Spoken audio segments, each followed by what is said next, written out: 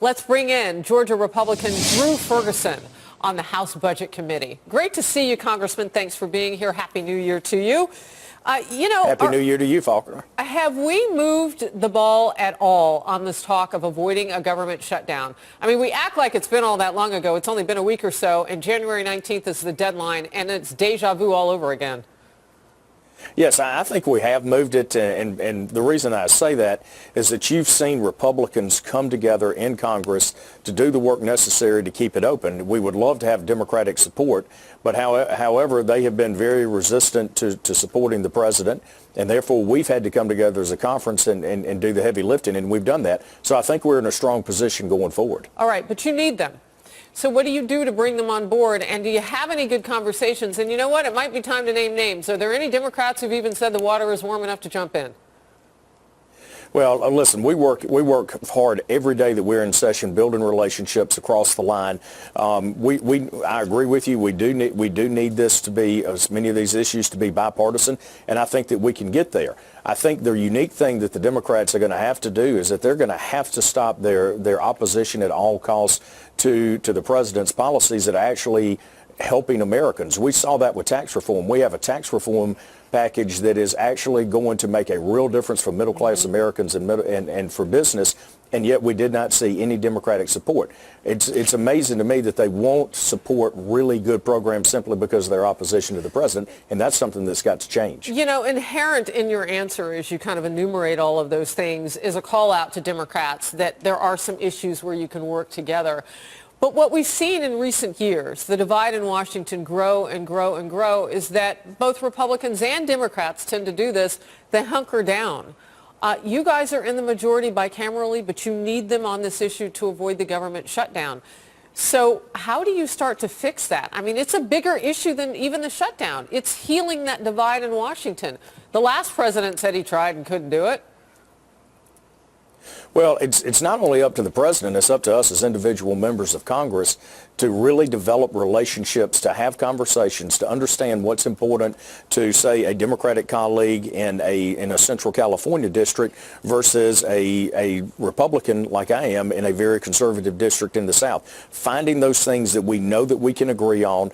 There are going to be some specific issues that we simply don't, but let's work together on those items that we can agree on. And I think that that's something that is happening. I don't think it's only incumbent upon the president. I think it's important that each individual member of Congress do that as well. You know, one thing that we watched this president do, and I know that Nancy Pelosi and Chuck Schumer just rebuffed him the first time, but they finally got to the table on second invitation to sit down with the president. But, you know, what this president has said is that he's willing to do a deal with whomever wants to make the deal. I mean, I know Republicans had to wake up to that because he had a DACA conversation with the Democrats a few months ago. So they have an opportunity there to come and do this. What do you want the president to do to kind of foster that relationship that you're talking about? Is there a place where he can step in? He's a deal maker. He knows how to get it done. Well, listen, I think the president has been very forward in saying exactly what you just said, Harris. I'm willing to make the deal on behalf of the American people. The president is more interested in rank and file Americans than he is necessarily a party. So I think that members of Congress on both sides of the aisle have got to come to the president with their ideas, with options, and be willing to work with him. And we have seen that, and I have seen that firsthand. I've been in meetings with the president where he has looked at Republicans and Democrats and made the point that this is about the American people. It's not about the parties. Sure. So the president has taken a leadership role. It is time for members of Congress to step forward and bring forward those ideas and commit to working for the American people. All right. So where do you start? Do you get a bipartisan deal on infrastructure and then build from there? No pun intended on the building. Listen, the first thing that we've got to do is we've got to get the budget cap deal. We've got to fund our military. We're having a really good conversation right now about comprehensive immigration policy.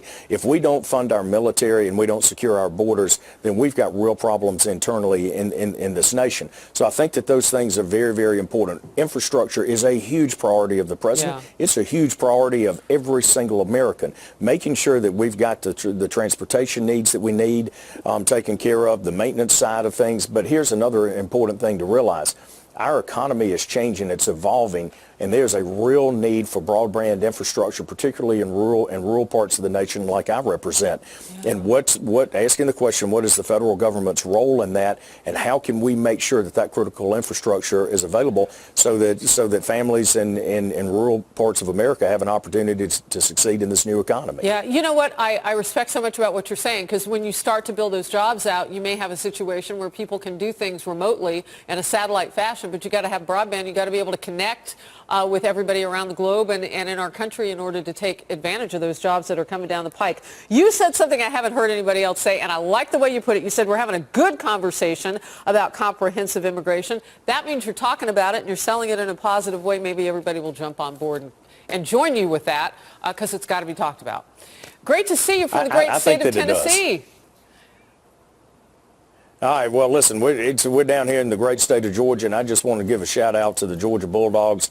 They played a really good game last night against the Oklahoma Sooners, and looks like we're going to be in the national championship game in Atlanta. Okay, in about a week or so. Good luck with that, and thank you.